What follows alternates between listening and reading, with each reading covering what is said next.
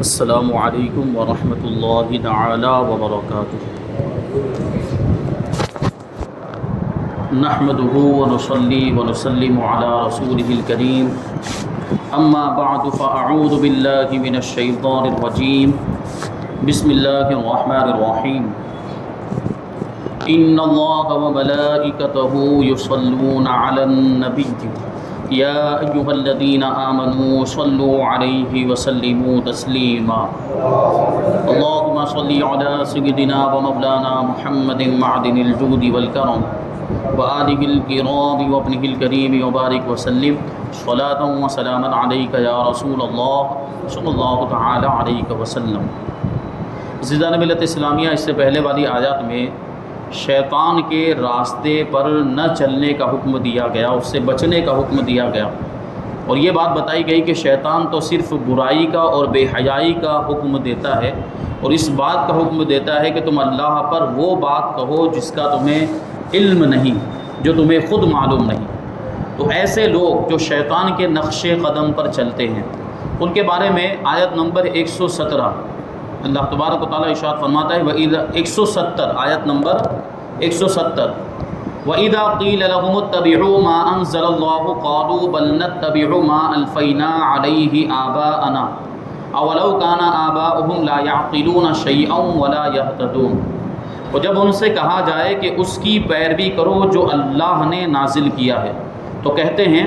بلکہ ہم تو اس کی پیروی کریں گے جس پر ہم نے اپنے باپ دادا کو پایا ہے، کیا اگرچہ ان کے باپ دادا نہ کچھ عقل رکھتے ہوں نہ وہ ہدایت یافتہ ہوں۔ یعنی اگرچہ ان کے باپ دادا بے وقوف ہوں اور غلط کام کرتے ہوں، برائی کے کام کرتے ہوں، ہدایت پر نہ ہو، گمراہی والے کام کرتے ہوں، پھر بھی یہ اپنے باپ دادا کی پیروی کریں گے۔ یعنی ان کا دعویٰ یہی، جب ان کو حق کی طرف بلایا جاتا ہے، کفار کو، مشرکین کو، گمراہوں کو جب اسلام کی طرف بلایا جاتا ہے، سیدھی راہ کی طرف بلایا جاتا ہے، تو یہ کہتے ہیں کہ ہم تو اسی کی پیروی کریں گے جس پر ہم نے اپنے باپ دادوں کو پایا، یعنی ہم اسی دین کی پیروی کریں گے، ہم اسی دین پر رہیں گے جس پر ہمارے باپ دادا تھے۔ یہ کفار کی بولی تھی، یہ ہر وقت یہی بولتے رہتے تھے کہ یہ تو ہمارے باپ دادا کا دین ہے، ہم اسے کیسے چھوڑ دیں۔ فرمایا جب کافروں سے کہا جاتا کہ توحید و قرآن پر ایمان لاؤ اور پاک چیزوں کو حلال جانو جنہیں اللہ تعالیٰ نے حلال کیا، تو مشرکین اس کا ایک ہی جواب دیتے کہ ہم تو اسی راہ و رسم اور طور طریقے پر چلیں گے جس پر ہمارے باپ دادا چلتے آئے ہیں۔ انہیں فرمایا گیا کہ جب باپ دادا دین کے امور کو نہ سمجھتے ہوں اور راہ راست پر نہ ہوں تو ان کی پیروی کرنا حماقت و بے وقوفی اور گمراہی ہے۔ یعنی باپ دادا حق پر ہوں، سیدھے راستے پر ہوں، تب تو اگر باپ دادا کی پیروی کریں تو یہ بہت اچھی بات ہے، لیکن باپ دادا اگر گمراہ تھے، باپ دادا اگر دین کی سمجھ نہیں رکھتے تھے، دین کے تعلق سے کچھ نہیں جانتے تھے، تو پھر ان کی پیروی کرنے کا کیا مطلب؟ یہ تو پھر بے وقوفی ہو گئی، یہ تو حماقت ہو گئی۔ آج کے دور میں بھی ہم اور آپ جب، اور خاص طور پر علماء کرام جب کسی چیز کے تعلق سے بتاتے ہیں جس کے بارے میں وہ پہلے سے نہیں جانتے عوام، تو یہی باتیں سننے کو ملتی ہے کہ یہ تو بزرگوں کے طریقے کے خلاف ہے، یہ باپ دادا تو یوں کہہ کے گئے تھے، ہمارا تو رسم و رواج یہ ہے، یہ پہلے سے یہ چلا آ رہا ہے، یہ تو علماء جو ہے وہ نئی نئی باتیں لے کر آتے ہیں۔ اس طرح کا معاملہ ہم سنتے ہیں، اس طرح کی چیزیں ہمارے سامنے آتی ہیں۔ تو یہ چیز جو ہے یہ کفار کی بولی ہے۔ جب اس طرح کی کوئی بات کہی جاتی ہے، جیسے تجوید کے ساتھ قرآن شریف پڑھنے کے بارے میں کہا جاتا ہے کہ تجوید کے ساتھ قرآن شریف پڑھا جائے، مخرج کے ساتھ، صحیح تلفظ کے ساتھ قرآن شریف پڑھا جائے، تو بات یہی آ جاتی کہ ہم تو باپ دادا کے زمانے سے اسی طرح پڑھتے آئے ہیں، یہ غلط کیسے ہو گیا؟ تو علماء تو بولے، عالم تو بولے نئی نئی چیزیں لے کر آتے ہیں۔ ارے عالم صاحب جو آپ کو بتا رہے ہیں وہ نئی چیز نہیں، بلکہ یہ تو 1450 سال پرانی چیز ہے۔ علماء تو آپ کو وہ بتاتے ہیں جو شریعت ہے، جو قرآن و حدیث کی باتیں، جو قرآن و حدیث سے ثابت ہوتی وہ چیزیں آپ کو بتا رہے ہیں، اور آپ کے باپ دادا زیادہ سے زیادہ 150-200 سال پرانے ہوں گے، تو ان کا عمل دلیل ہے یا قرآن و حدیث دلیل؟ ظاہر سی بات، قرآن و حدیث دلیل ہے، ہمارے لیے شریعت دلیل ہے، تو ہم شریعت پر عمل کریں گے، ہم قرآن و حدیث پر عمل کریں گے۔ باپ دادا کے طور طریقے اگر قرآن و حدیث کے مطابق ہوں گے تو ان کو ہم اپنائیں گے، ان کی پیروی کریں گے، لیکن باپ دادا کے طریقے اگر شریعت کے خلاف ہیں اور گناہ پر مشتمل ہے یا جو ہے کہ گمراہی پر مشتمل ہے، تو اس پر ہرگز ہم کام نہیں دھریں گے اور اس کی ہرگز ہم پیروی نہیں کر سکتے۔ تو یہ کافروں کی بولی، باپ دادا کا حوالہ دینا ہر بات میں، وہ یہی کہتے تھے۔ باپ دادا 40 سال کی عمر کو پہنچ کر اگر خودکشی کرتے ہوں تو کیا اولاد بھی 40 سال کی عمر میں خودکشی کر لے؟ اور وہ روزانہ کیچڑ میں چھلانگ مارتے ہوں تو کیا اولاد بھی یہی شروع کر دیں؟ جیسے ہمارے یہاں ایک لفظ بولا جاتا ہے جب کسی کی کوئی اندھی تقلید کرنے لگ جاتا ہے، جب کسی کی اندھی پیروی کرنے لگ جاتا ہے، اور جب اس سے کہا جائے تو کہتے ہیں فلاں نے کیا تھا اس لیے میں نے کیا، تو ہم اس کو کیا بولتے ہیں؟ ایک جملہ ہم اس کے لیے کہتے ہیں کہ وہ فلاں اگر کنویں میں کود جائے گا تو تو بھی کنویں میں کود جائے گا، یہ بات کہی جاتی ہے نا، تو یہ تو اندھی تقلید ہوئی، اندھی پیروی ہوئی۔ تو یہ کام، یہ حوالہ دینا اس طریقے سے، یہ بہت غلط بات ہوتی ہے۔ سیدھی بات یہ ہے کہ صحیح بات میں پیروی کی جائے گی اور غلط بات میں ہرگز پیروی نہیں کی جائے گی۔ شریعت کے مقابلے میں گمراہ باپ دادا کی پیروی کرنا حرام ہے، یوں ہی گناہ کے کاموں میں باپ دادا کی پیروی ناجائز ہے کہ بحکم حدیث اللہ تعالیٰ کی نافرمانی کے کام میں کسی کی اطاعت نہیں کی جا سکتی۔ یوں دیکھیں تو ماں باپ کی اطاعت کرنے کا حکم دیا گیا، قرآن مجید کے اندر بھی ماں باپ کے حقوق بیان کیے گئے، حدیث کے اندر بھی بیان کیا ماں باپ کا کتنا بلند و بالا مقام و مرتبہ، ان کی بات ماننے کا حکم دیا گیا۔ لیکن ماں باپ بھی اگر شریعت کے خلاف کرنے کا حکم دے رہے ہوں، اللہ کی نافرمانی کرنے کا حکم دے رہے ہوں، کسی ناجائز کام کا یا کسی گناہ کے کام کا حکم دے رہے ہوں، تو پھر ایسی صورت میں ماں باپ کا بھی کہا نہیں مانا جائے گا، کیونکہ اللہ کی نافرمانی میں کسی مخلوق کی اطاعت نہیں، کوئی بھی ہو، چاہے وہ کتنے بھی بڑے مرتبے کا ہو، اس کی بات نہیں مانی جائے گی۔ ہمارے یہاں شادی اور موت کے موقع پر اور دیگر کئی موقعوں پر شریعت پر چلنے کو کہا جائے تو لوگ آگے سے یہی باپ دادا، خاندان اور برادری کے رسم و رواج کا عذر پیش کرتے ہیں، اور یہ بھی سراسر غلط اور باطل ہے۔ خلاصہ کلام یہ ہے کہ بروں کی پیروی بری ہے اور اچھوں کی پیروی اچھی ہے۔ جیسے بزرگان دین، صحابہ کرام، تابعین، ائمہ مجتہدین، اولیاء و صالحین کی ہم پیروی کرتے ہیں تو یہ بہت اچھی بات ہے، کہ اس کا حکم خود قرآن نے دیا ہے اچھوں کی پیروی کرنے کا۔ اللہ تعالیٰ ارشاد فرماتا ہے وَكُونُوا مَعَ الصَّادِقِينَ، کہ سچوں کے ساتھ ہو جاؤ کا مطلب کیا ہوا؟ سچوں کی پیروی کرو، جو سچوں کا راستہ ہے اس راستے کو اپناؤ، اور ہر نماز میں بزرگوں کی پیروی کی دعا مانگنے کا اللہ تعالیٰ نے ہمیں حکم دیا، وہ طریقہ سکھایا، فرمایا گیا صراط الذین انعمت علیہم، راستہ ان لوگوں پر، اور ان لوگوں کے راستے پر ہم کو چلا جن پر تو نے انعام کیا، اور جن پر انعام ہو وہ یہی صدیقین ہیں، صالحین ہیں، شہداء ہیں اور نبی، انبیاء کرام، ان کا جو راستہ ہے وہ سیدھا راستہ ہے، اور ان کے راستے پر چلنے کی ہم ہر نماز کے اندر دعا کرتے ہیں، تو ان کی پیروی کرنا یہ بہت اچھی بات ہے، لیکن برے لوگوں کی پیروی کرنا یہ بری بات ہے۔ اللہ تعالی ہمیں اچھوں کی پیروی کرنے اور بروں کی پیروی سے بچنے کی توفیق عطا فرمائے، آمین۔ آیت نمبر 171، وَمَثَلُ الَّذِينَ كَفَرُوا كَمَثَلِ الَّذِي يَنْعِقُ بِمَا لَا يَسْمَعُ إِلَّا دُعَاءً وَنِدَاءً صُمٌّ بُكْمٌ عُمْيٌ فَهُمْ لَا يَعْقِلُونَ، اور کافروں کی مثال اس شخص کی طرح ہے جو کسی ایسے کو پکارے جو خالی چیخو پکار کے سوا کچھ نہیں سنتا۔ یہ کفار بہرے، گونگے، اندھے ہیں، یہ سمجھتے نہیں۔ حضور پنو صلی اللہ علیہ وسلم کافروں کو مسلسل دین حق کی دعوت دیتے رہے۔ کافر سنتے تو تھے لیکن اس سے کچھ نفع حاصل نہیں کرتے تھے۔ حضور جو بھی اسلام کی تبلیغ فرماتے، جو بھی احکامات پہنچاتے، وہ کافر سنتے تو تھے، کیونکہ کان تو سلامت تھے، یہ ظاہری کان ان کے سلامت تھے، دیکھتے بھی تھے، آنکھیں سلامت تھی، لیکن قبول نہیں کرتے تھے، اس سے کوئی فائدہ حاصل نہیں کرتے تھے، یعنی ایمان نہیں لاتے تھے۔ ان کے اس سننے کی مثال بیان کی گئی کہ جس طرح جانوروں کا ایک ریوڑ ہو اور ان کا مالک انہیں آواز دے تو وہ محض ایک آواز تو سنتے ہیں لیکن مالک کے کلام کا مفہوم نہیں سمجھتے، یعنی جو ان کی نگہبانی کرنے والا جو چرواہا ہوتا ہے جانوروں کا، وہ ان کو ایک مخصوص آواز دے کر پکارتا ہے تو وہ پکار کو تو سنتے ہیں لیکن اس کا مفہوم، اس کا مطلب نہیں سمجھتے۔ کفار کا یہی حال ہے کہ حبیب خدا صلی اللہ علیہ وسلم انہیں حق کی طرف بلاتے ہیں، یہ ان کا کلام سنتے ہیں لیکن جواب میں جانوروں جیسا طرز عمل ظاہر کرتے ہیں۔ ایسے کان، آنکھ، زبان کا کیا فائدہ جس سے کوئی نفع نہ اٹھایا جا سکے۔ اس اعتبار سے تو یہ بہرے، گونگے اور اندھے، یعنی کان رکھنے کے باوجود، آنکھیں ہونے کے باوجود، زبان ہونے کے باوجود اندھے، گونگے اور بہرے، کیونکہ کان ہونے کے باوجود حق نہیں سنتے، آنکھیں ہونے کے باوجود حق کو دیکھتے نہیں، اور زبان ہونے کے باوجود حق بات بولتے نہیں، تو پھر ایسی زبان، ایسے آنکھ اور ایسے کان کا ہونے کا کیا فائدہ؟ گویا کہ یہ اندھے، گونگے اور بہرے ہیں۔ اس وجہ سے ان کو یہاں پہ فرمایا گیا کہ یہ کفار جو ہیں یہ بہرے، گونگے اور اندھے ہیں اور یہ کچھ سمجھتے ہی نہیں۔ تو اس آیت میں کچھ درس ہمارے لیے بھی ہے، ہم اور آپ کے لیے، ہماری عوام کے لیے بھی ہے کہ دعوت و تبلیغ، واعظ و نصیحت، بیان و خطابت، قرآن و حدیث، اصلاح و تفہیم کے باوجود جو طرز عمل ہمارا ہے وہ بھی کچھ سوچنے کا تقاضا کرتا ہے کہ اس اعتبار سے ہمارے آنکھ کان بھی کھلے ہوئے ہیں یا نہیں۔ یہ ہماری عوام کو علماء کرام جو ہے کہ تبلیغ کرتے ہیں، خدمت دین کی کرتے ہیں، یا اصلاح کے تعلق سے کچھ چیز ہوتی، کچھ کام کیا جاتا ہے اور بیانات ہوتے ہیں، علماء کرام سمجھاتے ہیں عوام کو، اس کے باوجود عوام نہیں سدھر رہی، تو یہ تو کفار جیسا طرز عمل ہو گیا. یعنی ان کو کافر نہیں کہا جا سکتا، لیکن یہ تو کافروں کا طریقہ کہ سنتے تو تھے لیکن اس سے کوئی فائدہ حاصل نہیں کرتے تھے، مطلب کیا اس پر عمل نہیں کرتے. تو ہماری عوام کا بھی تو یہی حال ہے کہ نمازوں کا حکم دیا جاتا ہے، نیکیوں کا حکم دیا جاتا ہے، اچھے کاموں کا حکم دیا جاتا ہے، برائیوں سے روکا جاتا ہے، گناہوں کی مذمت بیان کی جاتی، اس کی برائی اور اس کا جو ہے کہ انجام بتایا جاتا ہے. اس کے باوجود ہماری جو عوام ہے، الا ماشاءاللہ جو ہماری عوام میں بھی کچھ نیک لوگ ہیں، اللہ کے نیک بندے ہیں جو شریعت پر عمل کرتے ہیں، نمازی ہیں، پابند ہیں، ان کی بات نہیں کر رہے ہیں. جو سننے کے باوجود عمل نہیں کرتے، یہاں ان کی بات ہو رہی ہے کہ پھر ان کا بھی تو کہیں یہی حال تو نہیں کہ وہ کان، ناک اور آنکھ وغیرہ ہونے کے باوجود ان سے فائدہ حاصل نہیں کر رہے. کا مطلب کیا کہ جو کچھ سن رہے ہیں علماء سے اس پر عمل نہیں کر رہے ہیں، تو پھر ایسے کان، آنکھ اور زبان کا کیا فائدہ. اللہ تعالیٰ ایسے لوگوں کو بھی ہدایت عطا فرمائے. آیت نمبر 172، یا ایھا الذین آمنوا کلوا من طیبات ما رزقناکم واشکروا للہ ان کنتم ایاہ تعبدون. اے ایمان والو، ہماری دی ہوئی ستھری چیزیں کھاؤ اور اللہ کا شکر ادا کرو اگر تم اسی کی عبادت کرتے ہو. اللہ تعالیٰ نے ہمیں کھانے سے منع نہیں فرمایا، بلکہ کئی مقامات پر رزق الہی کھانے کا بیان ہے، جیسے سورہ بقرہ کی آیت نمبر 168، سورہ مائدہ آیت نمبر 87-88، سورہ آراف آیت نمبر 31-32 اور سورہ نحل آیت نمبر 114 وغیرہ میں یہ رزق کو، اللہ تعالیٰ کے رزق کو کھانے کی اجازت ہے. الغرض اس طرح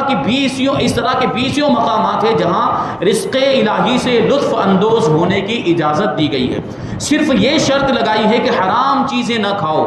حرام ذریعے سے حاصل کر کے نہ کھاؤ اور کھا کر غافل نہ ہو جاؤ. یعنی کھانے کی اجازت ہے لیکن حرام کھانے کی اجازت نہیں ہے، یا حرام کوئی چیز حلال ہو اور حرام طریقے سے حاصل کی گئی ہو اس کے کھانے کی بھی اجازت نہیں ہے. یا پھر اس کا مطلب یہ بھی نہیں ہونا چاہیے کہ خوب کھا لیا اور اتنا زیادہ کھا لیا کہ اب عبادت سے غافل ہو گیا، اب نماز میں من نہیں لگ رہا، نماز پڑھنے کا دل نہیں کر رہا، سستی آ رہی ہے. تو اتنا زیادہ بھی نہیں کھانا چاہیے، اتنا کھانا چاہیے کہ جتنا زندگی گزارنے کے لیے ضروری ہوتا ہے اور جس کی وجہ سے عبادت میں کوئی کوتاہی نہ ہو، کوئی کمی نہ آئے. یہ چیزیں تمہیں اطاعت الہی سے دور نہ کرتے. کھا پی کر اللہ تعالیٰ کا شکر ادا کرو، چنانچہ فرمایا گیا اور اللہ کا شکر ادا کرو اگر تم اسی کی عبادت کرتے ہو، اگر تم اسی کے بندے ہو.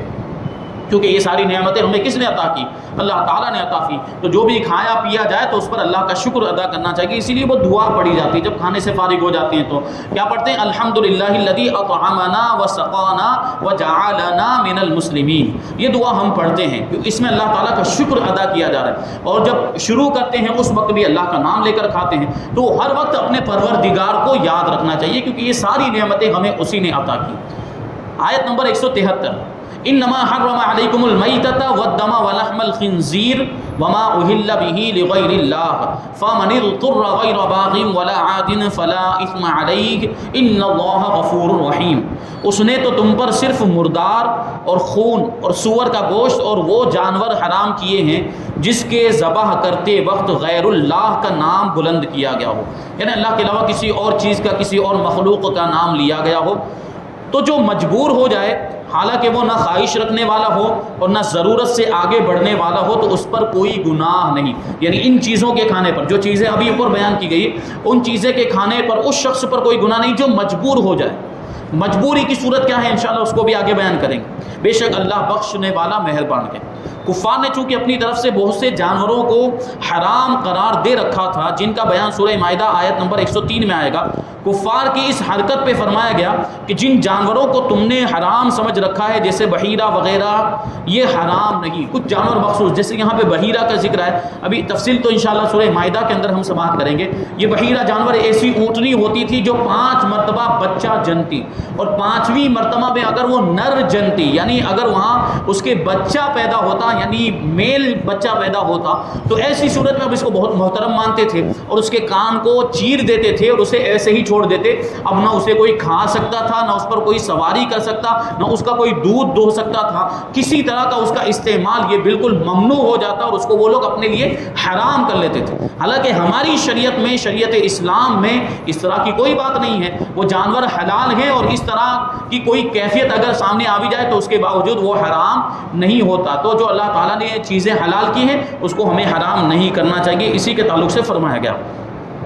تو یہ چیزیں حرام نہیں، حرام صرف وہ ہیں جو ہم نے فرما دی، یعنی اللہ تعالیٰ فرماتا ہے کہ حرام چیزیں صرف وہ ہیں جو ہم نے حرام فرما دی۔ یہی مضمون مزید تفصیل کے ساتھ سورہ مائدہ کی آیت نمبر 3 میں موجود ہے۔ یہاں آیت میں 4 چیزوں کا بیان ہے۔ سب سے پہلے نمبر پر مردار ہے،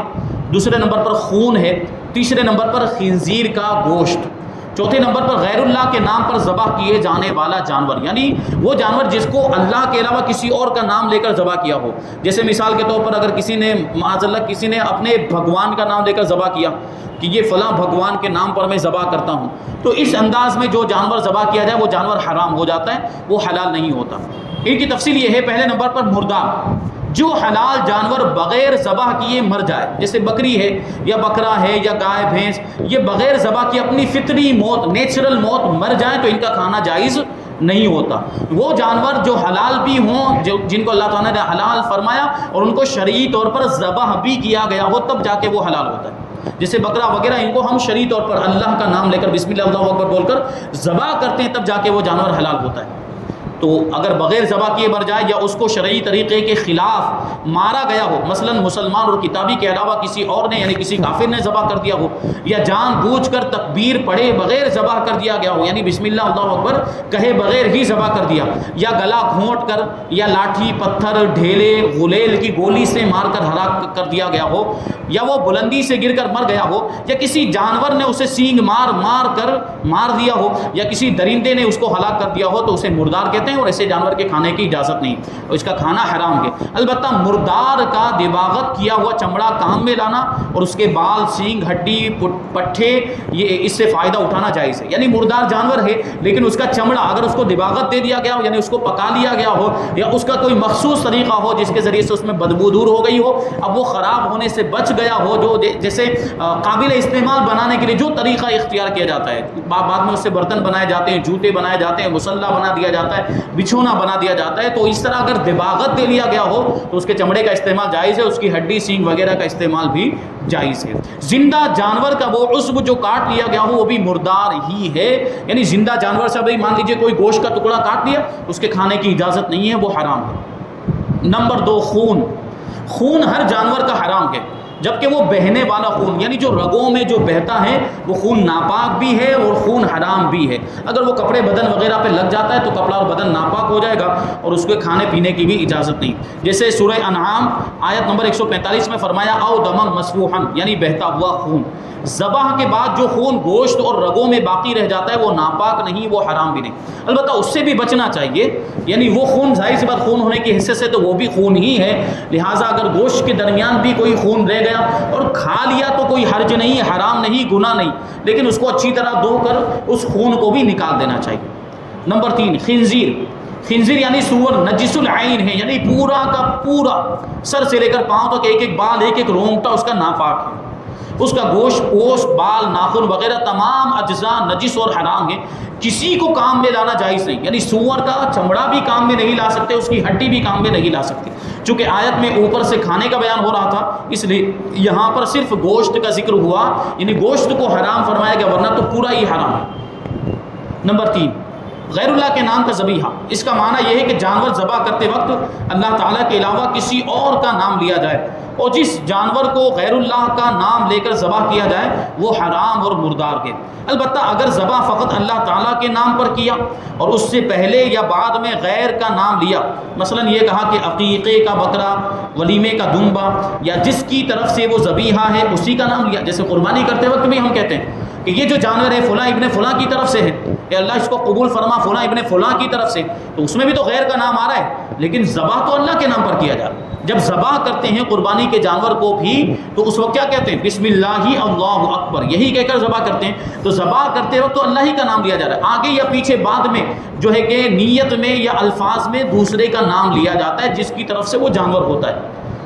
مثلا یہ کہا کہ اپنے ماں باپ کی طرف سے ذبح کر رہا ہوں، یا جن اولیاء کرام کے ایصال کے لیے ایصال ثواب مقصود ہے ان کا نام لیا، کبھی اللہ کے ولیوں کے نام پر بھی نہیں، غوث پاک کے نام پر بکرا ذبح کیا جاتا ہے، غریب نواز کے نام پر بکرا ذبح کیا جاتا ہے، تو اس کا مطلب ہرگز یہ نہیں ہوتا اور کوئی ایسا کرتا بھی نہیں۔ کیا کسی سنی بھائی کو ایسا کرتے ہوئے دکھاؤ کہ وہ بولے بسم الغوث اعظم یا غوث اعظم کے نام پر ذبح کر رہا ہوں، بسم عبد القادر، یا کیا دیکھا آپ نے بسم معین الدین، ایسا آپ نے سنا کبھی کہتا ہو کہ معین الدین کے نام پہ ذبح کر رہا ہوں، عبد القادر کے نام پر ذبح کر رہا ہوں، ایسا ہوتا ہے؟ نہیں، وہ تو ذبح تو اللہ کے نام پر ہی کرتے ہیں، اللہ کا نام لے کر ہی کرتے ہیں۔ وہاں مقصد صرف یہ ہوتا ہے کہ یہ جانور جو ہم نے ذبح کیا اس کا جو ثواب ہمیں ملے گا وہ ثواب غوث پاک کو پہنچاتے ہیں، وہ ثواب ہم غریب نواز کو پہنچاتے ہیں یا کسی اللہ کے ولی کو پہنچاتے ہیں، وہ اس میں کوئی حرج نہیں ہے۔ تو یہ جائز ہے، اس میں کوئی حرج نہیں، اور اس فعل کو حرام کہنا اور ایسے جانور کو مردار کہنا یہ سراسر جہالت ہے، کیونکہ ذبح سے پہلے یا ذبح کے بعد غیر کی طرف منسوب کرنا ایسا فعل نہیں جو کہ حرام ہو۔ جیسے ہم اپنی عام گفتگو میں بہت سی عبادتوں کو غیر کی طرف منسوب کر دیتے ہیں، مثلا یوں کہتے ہیں ظہر کی نماز، جبکہ نماز تو اللہ تعالیٰ کی پڑھتے ہیں ہم، ظہر کی نماز، جنازے کی نماز، مسافر کی نماز، امام کی نماز، مقتدی کی نماز، بیمار کی نماز، پیر کا روزہ، اونٹوں کی زکوٰۃ اور کعبے کا حج وغیرہ، یہ بولتے کہ نہیں غیر کی طرف نسبت ہو رہی کہ نہیں، یہ ساری چیزیں غیر ہیں اللہ کے علاوہ۔ تو یہ جب سب نسبتیں یہ حرام نہیں ہیں، اور ان نسبتوں کی وجہ سے نماز، زکوٰۃ اور حج وغیرہ میں کفر و شرک اور حرمت تو درکنار، نام کو بھی کراہت نہیں آتی، یعنی کسی طرح کی کراہت نہیں آتی، تو کسی ولی یا بزرگ یا کسی اور کی طرف منسوب کر کے فلاں کی بکری کہنا یہ کیسے حرام ہو گیا،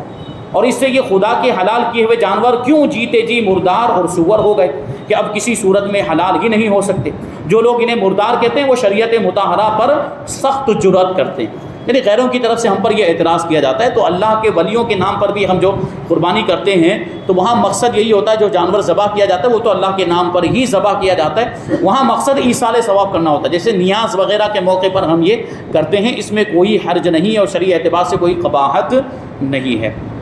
ابھی اس میں کچھ اور باتیں باقی ہیں، انشاءاللہ تبارک و تعالیٰ ان کو آئندہ درس میں شامل کیا جائے گا۔ اللہ تبارک و تعالیٰ کی بارگاہ میں دعا ہے کہ جو کچھ بھی بیان ہوا اس پر ہم سب کو عمل کرنے کی توفیق عطا فرمائے، اور نور قرآن سے ہم سب کے دلوں کو روشن اور منور فرمائے۔ وما علینا الا البلاغ۔